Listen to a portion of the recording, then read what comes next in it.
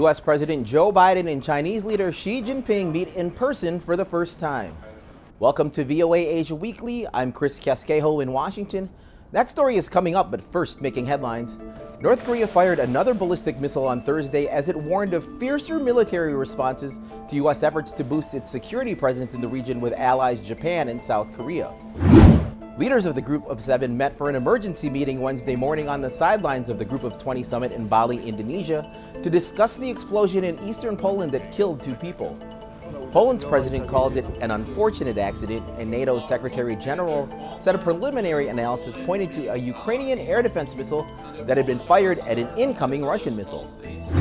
Also at the G20 summit, the director of the World Trade Organization, Ngozi Okonjo-Iweala, on Wednesday warned that several major economies could face recession due to the economic impacts of the war in Ukraine, but she did not name any specific countries.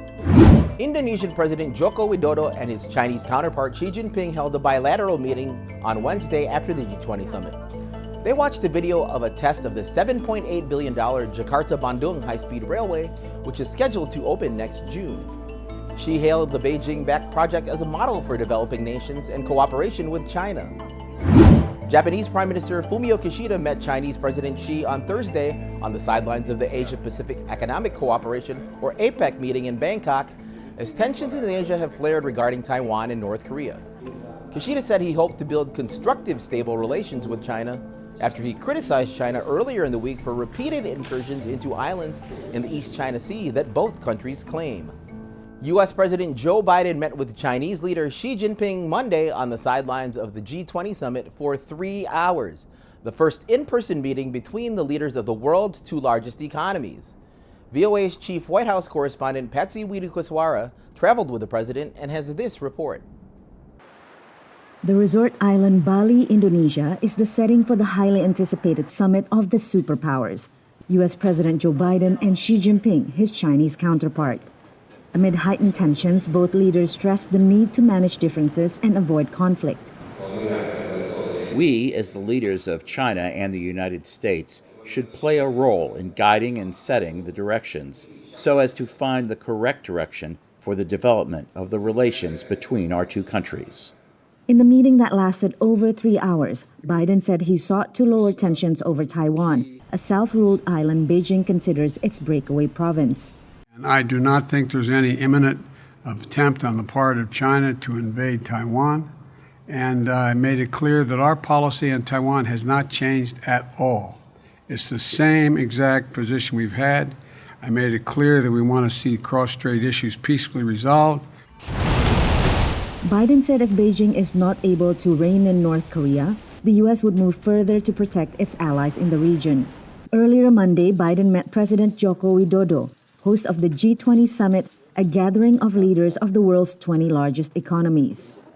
Well, as I told you, Mr. President, I don't think I'm going home. Patsy Widukuswara, VOA News, Bali. U.S. Vice President Kamala Harris attended the APEC summit in Bangkok at the end of the week. She's visiting the Philippines next week. Visit voanews.com for the most up-to-date stories. You're watching VOA Asia Weekly. With Republicans now projected to take control of the U.S. House of Representatives, some of them are calling for a change in the long-standing U.S. policy of strategic ambiguity regarding Taiwan to what they call strategic clarity. I don't think Taiwan is moving towards a declaration of independence, but I do see Xi Jinping increasingly comfortable with risk-taking moves in foreign policy. I see deterrence in the Taiwan Strait weakening. And so, in my view, it's important to reinforce deterrence, and one part of that equation is shifting to strategic clarity so that there's no doubt in Xi Jinping's mind or in the Chinese leadership's mind that we would come to Taiwan's defense in the event of an unprovoked PRC attack on Taiwan. Taiwan's foreign ministry said on Tuesday that strategic relations with the U.S. and defense capabilities will keep improving after U.S. President Biden reiterated his support for stability in the Taiwan Strait in his meeting with Chinese President Xi. Thanks for watching VOA Asia Weekly. I'm Chris Casquejo. Until next week.